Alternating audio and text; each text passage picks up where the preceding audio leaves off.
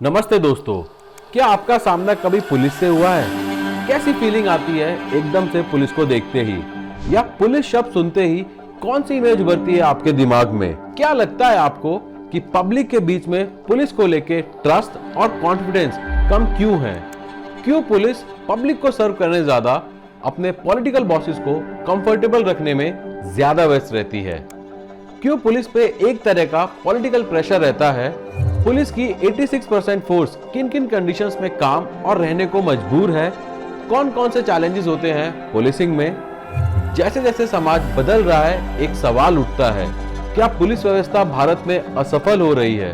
तो ऐसे में क्या वो सॉल्यूशंस हैं और हो सकते हैं जिससे पुलिस की खुद की बेहतरी हो और पब्लिक के बीच सिर्फ डर या परेशानी नहीं बल्कि विश्वास और सिक्योरिटी का भरोसा हो? 1982 द अटलांटिक मंथली मैगजीन में social scientist James Q Wilson और जॉर्ज एल केलिंग ने ब्रोकन विंडोज थ्योरी दी, जिसके अनुसार शहरों में अव्यवस्था दिखने से असामाजिक तत्वों और अपराधियों को गलत काम करने के लिए मनोबल मिलता है। इससे सीरियस क्राइम भी बढ़ते हैं। भारत, जहां 1.4 बिलियन से ज्यादा लोग बसते हैं, अपनी पुलिस पे लॉ एंड ऑर्डर बनाए रखने के लिए निर्भर करता है। तो आज के वीडियो में इसी टॉपिक, क्या पुलिस सिस्टम हमें फेल कर रहा है, पे फैक्ट्स, एविडेंसेस एंड रिसर्च के बेस पे डिस्कस करेंगे।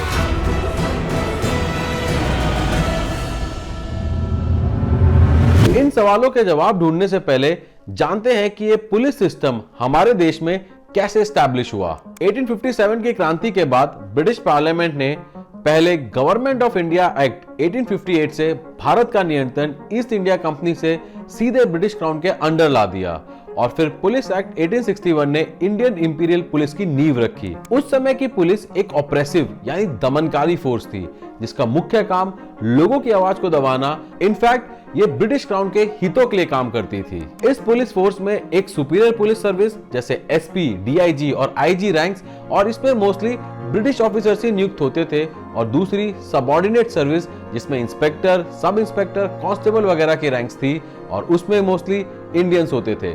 देखा जाए तो सही मायने में ये हमारे समाज को रिप्रेजेंट नहीं करती थी। आजादी के बाद 1948 में इसी इंडियन इंपीरियल पुलिस सर्विस को रिप्लेस किया इंडियन पुलिस सर्विस ने, लेकिन आज भी पुलिस के एक बड़े वर्ग में यही दमनकारी मानसिकता दिखती है। रिसेंट में ही कोलकाता के आर्जिकल मेडिकल कॉलेज में एक जूनियर डॉक्टर का ब्रूटली और फिर मर्डर कर दिया गया। हिंदुस्तान टाइम्स की रिपोर्ट कहती है कि पीड़िता के परिवार ने कोलकाता पुलिस पे आरोप लगाया कि उन्होंने इस मामले को दबाने की कोशिश की और पीड़िता के शव का अंतिम संस्कार जल्दी कराने के प्रयास किए। उनके पिता ने बताया कि बेटी की बॉडी देने के बाद एक सीनियर पुलिस ऑफिशियल ने उन्हें रिश्वत देने की कोशिश की, जिसे उन्होंने लेने से साफ इनकार कर दिया। परिवार वालों का कहना था कि अंतिम संस्कार होने तक लगभग 300 से 400 पुलिस वालों ने उन्हें घेर के रखा हुआ था, और अंतिम संस्कार होते ही सब अचानक से गायब हो गए। इस घटना के बाद जूनियर डॉक्टर्स और आम नागरिकों ने जमकर विरोध किया। कैंडल लाइट मार्चेस निकाले गए, रिक्लेम द नाइट जैसे प्रोटेस्ट हुए, जहां जस्टिस और वुमेन सेफ्टी की डिमांड रखी गई। द वीक की रिपोर्ट कहती है कि पुलिस ने इस केस को जिस तरह मिसहैंडल किया, कलकत्ता हाई कोर्ट ने यह केस सीबीआई को सौंप दिया और बोला कि पुलिस का रोल इनिशियल इन्वेस्टिगेशन में क्वेश्चनेबल है। पर क्या ये ऐसी पहली घटना है? नहीं। द इंडियन एक्सप्रेस की रिपोर्ट कहती है कि 2021 के बदायूं केस में भी पुलिस के ऐसे ढीले रवैये के चलते 2 पुलिस ऑफिसर को डेरिलिक्शन ऑफ ड्यूटी के केस में बुक किया गया, और पब्लिक आउटरीच और मीडिया टेंशन के बाद ही कल्प्रिट्स को पकड़ा गया। इससे पहले 2020 का हाथरस गैंग रेप केस, जहां पुलिस पे लगभग ऐसे ही इल्जाम लगे थे। 2017 का उन्नाव केस, जिसमें former MLA Kuldeep Singh Sengar main accused था, यहां भी पुलिस पे दोषी के साथ सांठगांठ का आरोप थे कि कैसे पुलिस केस को लेकर अनरेस्पॉन्सिव थी और किस तरह पीड़िता के पिता की पुलिस हिरासत में मौत हो गई। ये केस भी सीबीआई के पास गया और कई पुलिस ऑफिसर सस्पेंड और कुछ अरेस्ट भी हुए इस केस को कवर अप करने के इल्जाम में। 2019 का हैदराबाद गैंग केस, जिसमें पुलिस ने बहुत ही तेजी के साथ चारों गुनहगारों को अरेस्ट किया और बाद में इनकाउंटर कर दिया। कुछ लोगों ने जहां पुलिस की तारीफ की, वहीं कुछ ने इसे एक्स्ट्रा जुडिशियल किलिंग बताया। 2022 की इंडिया टुडे की रिपोर्ट कहती है कि सुप्रीम कोर्ट ऑफ इंडिया की अपॉइंट करी सिरपुरकार कमीशन की रिपोर्ट इस एनकाउंटर को स्टेज्ड बताती है।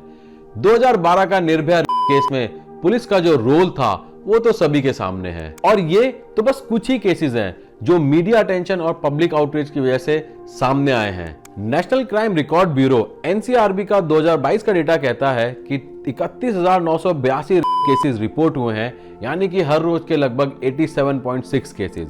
अगर हम इसी रिपोर्ट में क्राइम्स अगेंस्ट वुमेन देखें तो 2022 में 4,45,256 केसेस रजिस्टर्ड हुए, जो कि 2021 के कंपैरिजन में 4% ज्यादा हैं। इसके अलावा यह रिपोर्ट बताती है कि 2021 के मुकाबले 2022 में क्राइम्स अगेंस्ट चिल्ड्रन में 8.7%, किडनैपिंग एंड अबडक्शन में 5.8%, क्राइम्स अगेंस्ट सीनियर सिटीजन में 9.3%, क्राइम्स या atrocities against SC and ST में 13.1 एंड 14.3% इंक्रीज हुए हैं। अगर हम बाकी क्राइम्स जैसे इकोनॉमिक ऑफेंसेस जिसमें फॉर्जरी, चीटिंग, फ्रॉड, काउंटरफीटिंग जैसे क्राइम्स आते हैं, उनमें 11.1% और साइबर क्राइम्स जैसा जामताड़ा सीरीज में दिखाया था उसमें भी 24.4% केसेस 2021 के कंपैरिजन में इंक्रीज हुए हैं। और ये बस कुछ ही स्टैट्स हैं। आप एनसीआरबी की लेटेस्ट 2022 की रिपोर्ट में क्राइम्स को कैटेगोरिकली देख सकते हैं कि कितने केस रजिस्टर्ड हुए, कितनों में चार्जशीट फाइल करी गई, कितने अंडर इन्वेस्टिगेशन है और इससे रिलेटेड बाकी डेटा। यह रिपोर्ट आपको एनसीआरबी की वेबसाइट पे मिल जाएगी। और ये नंबर उन केसेस का है जो रिपोर्ट हुए हैं। ऐसे पता नहीं कि कितने केसेस होंगे जो या तो रिपोर्ट नहीं होते या किए ही नहीं जाते। 2020 की द न्यू इंडियन एक्सप्रेस की रिपोर्ट कहती है कि सुशांत सिंह राजपूत के केस में पुलिस इन्वेस्टिगेशन में प्रोसीजरल लैप्सेस, मुंबई और बिहार पुलिस में ज्यूरिडिक्शन कॉन्फ्लिक्ट की वजह से सुप्रीम कोर्ट ने यह केस सीबीआई को ट्रांसफर कर दिया। अप्रैल 2020 पालघर में 2 साधुओं और उनके ड्राइवर को मॉब ने पुलिस के सामने मार दिया। सीएए, एनआरसी प्रोटेस्ट में पुलिस के ऊपर एक्सेसिव फोर्स इस्तेमाल करने के आरोप लगे और कोविड लॉकडाउन में कई वीडियोस इंटरनेट पे सर्कुलेट हुए जहां पुलिस और माइग्रेंट वर्कर के बीच में क्लैशेस देखने को मिले। ये सभी घटनाएं पुलिस की inefficiency, mishandling of sensitive cases और अपनी पावर का गलत इस्तेमाल करने की ओर इशारा करता है। तो अब ये समझने की कोशिश करते हैं कि पुलिस की ऐसी हालत होने की वजह क्या है। Bureau of police research and development BPRD 2023 की रिपोर्ट कहती है हमारे देश में पुलिस पब्लिक का रेशो 196.88 पुलिस ऑफिसर्स पर लाख पर्सन है और अगर हम यूएन के रिकमेंडेड स्टैंडर्ड को देखें तो वो कहता है 222 पर लाख पर्सन। इससे ये साफ है कि हमारी पुलिस में संख्या बल की कमी है। 2006 सुप्रीम कोर्ट के प्रकाश सिंह जजमेंट में जहां पुलिस रिफॉर्म की बात कही गई है, उसके बावजूद केरला और महाराष्ट्र जैसे स्टेट्स को छोड़ के आज भी ज्यादातर स्टेट्स कॉलोनियल एरा के पुलिस एक्ट ऑफ 1861 के कारण राजनीतिक हस्तक्षेप यानी पॉलिटिकल इंटरफेरेंस से प्रभावित हैं। इस एक्ट के तहत स्टेट गवर्नमेंट का पुलिस अपॉइंटमेंट्स, ट्रांसफर और पोस्टिंग पे काफी अच्छा खासा कंट्रोल होता है। इसके अतिरिक्त पुलिस की स्वायत्ता और जवाबदेही तंत्र की कमी के कारण राजनेताओं को संवेदनशील मामलों में हस्तक्षेप करने, लोगों की आवाजों को दबाने, पर्सनल और इलेक्टोरल फायदे के लिए पुलिस फोर्स में हेरफेर करने में सक्षम बनाती है। फिर चाहे वो हाल में हुआ कोलकाता केस हो या किसान आंदोलन या सीएएनआरसी प्रोटेस्ट। 2023 की द वायर की रिपोर्ट कहती है हमारी पुलिस को फॉरेंसिक इंफ्रास्ट्रक्चर की कमी के साथ साथ under staffing, under funding and outdated technology जैसे चैलेंजेस का भी सामना करना पड़ता है। इस रिपोर्ट के अकॉर्डिंग फॉरेंसिक में लगभग 40% सैंक्शन पोस्ट अभी भी खाली हैं, जिसकी वजह से इन्वेस्टिगेशन एंड जुडिशियल प्रोसेस में देरी होती है। इसके अलावा बजट का कम इस्तेमाल होना और फंडिंग में नौकरशाही की देरी से आधुनिक उपकरण और स्किल लोगों की हायरिंग की समस्या और जटिल हो जाती है। यहीं अगर हम ग्रामीण इलाकों की बात करें तो बिहार और झारखंड जैसे राज्यों में पुलिस के पास बेसिक एमिनिटीज जैसे पुलिस व्हीकल, आधुनिक कम्युनिकेशन टेक्नोलॉजीज और ट्रेन पर्सन की भारी कमी है। इंडियन पुलिस फोर्स का 86% हिस्सा कांस्टेबलरी है, जो इसकी फ्रंट लाइन और बैकबोन दोनों है। कहीं पे कोई भी क्राइम, डिस्टर्बेंसेस या इमरजेंसी हो, ये सबसे पहले रेस्पॉन्ड करते हैं। इनका पब्लिक के साथ सीधा इंटरेक्शन होता है और ट्रैफिक कंट्रोल, सड़कों पे गश्त लगाना, चेक पॉइंट्स मैनेज करना, इन्वेस्टिगेशन में असिस्ट करने से लेके क्राउड मैनेजमेंट सब यही संभालते हैं। लेकिन स्टाफ की कमी और काम के दबाव के कारण कई बार इन्हें 12 से 16 घंटों की शिफ्ट बिना किसी छुट्टी के करनी पड़ती है। 2023 की द हिंदू की रिपोर्ट कहती है कि दिल्ली पुलिस अपने स्टाफ को लगातार 36 घंटों की ड्यूटी असाइन करती है। इनके डेवलपमेंट और अपस्किलिंग से रिलेटेड ट्रेनिंग की भी कमी है, जिससे साइबर क्राइम जैसे मामलों को हैंडल करने में चैलेंजेस आते हैं। अक्टूबर 2023 की टाइम्स ऑफ इंडिया की रिपोर्ट कहती है कि पुणे पुलिस में कांस्टेबल्स दशकों पुरानी इमारतें जहां टॉयलेट शेयर करने पड़ते हैं, गंदगी हर जगह फैली हुई है, में रहने को मजबूर हैं। ऐसी ही हालत ऑलमोस्ट देश भर में है। इसके अलावा करियर ग्रोथ की लिमिटेड अपॉर्चुनिटीज, कम तनख्वाह पे काम करने जैसी परेशानियों के कारण हाई स्ट्रेस, बर्नआउट और लो मोरल होना अनफॉर्चुनेटली एक आम बात हो जाती है और इसके नतीजे हमें कई बार करप्शन और मिसकंडक्ट के रूप में देखने को मिलते हैं। दिसंबर 2023 की द टाइम्स ऑफ इंडिया की रिपोर्ट कहती है 2022 में महिलाओं की पुलिस में 11.75% की हिस्सेदारी है, जबकि होम मिनिस्ट्री ने इसका टारगेट 33% रखा हुआ है। ऐसी स्थिति में स्पेशली महिलाओं के अगेंस्ट जो हीनियस क्राइम्स होते हैं उन्हें पुलिस में रिपोर्ट कराना पीड़िताओं के लिए और मुश्किल हो जाता है। इन्हीं सभी मुख्य कारणों की वजह से पुलिस के काम में inefficiency, corruption, misconduct, misuse of power, crimes और इन्वेस्टिगेशन में ढिलाई, जस्टिस में डिले, भारी संख्या में केसेस का बैकलॉग, ये सभी कमियां दिखाई देती हैं और अल्टीमेटली इसका पुलिस पब्लिक रिलेशन पे भी असर दिखता है। पर क्या पुलिस सिस्टम पूरे देश में फेल हो रहा है? इसका जवाब सीधे सीधे हाँ या ना में नहीं हो सकता। यह जरूर कहा जा सकता है कि देश भर में पुलिस के सामने बहुत सारे चैलेंजेस हैं, लेकिन कुछ स्टेट में स्पेसिफिक क्राइम्स एक प्रकार से सिस्टमैटिक फेलियर को उजागर करते हैं। जैसे एनसीआरबी 2022 की रिपोर्ट के अकॉर्डिंग महिलाओं के अगेंस्ट क्राइम्स में उत्तर प्रदेश, राजस्थान और दिल्ली में सबसे ज्यादा केसेस रजिस्टर्ड हुए। कस्टोडियल डेथ और वायलेंस के मामले में उत्तर प्रदेश, महाराष्ट्र और तमिलनाडु, साइबर क्राइम में महाराष्ट्र और कर्नाटक, कम्युनल और पॉलिटिकल वायलेंस में वेस्ट बंगाल, उत्तर प्रदेश और असम, मॉब लिंचिंग और वायलेंस में राजस्थान, झारखंड और बिहार में सबसे ज्यादा केसेस रजिस्टर्ड हुए। ये डेटा तो 2022 का है। 2023-24 में मीडिया रिपोर्ट्स को अगर कंसीडर करें तो कम्युनल वायलेंस की लिस्ट में मणिपुर का नाम जुड़ेगा।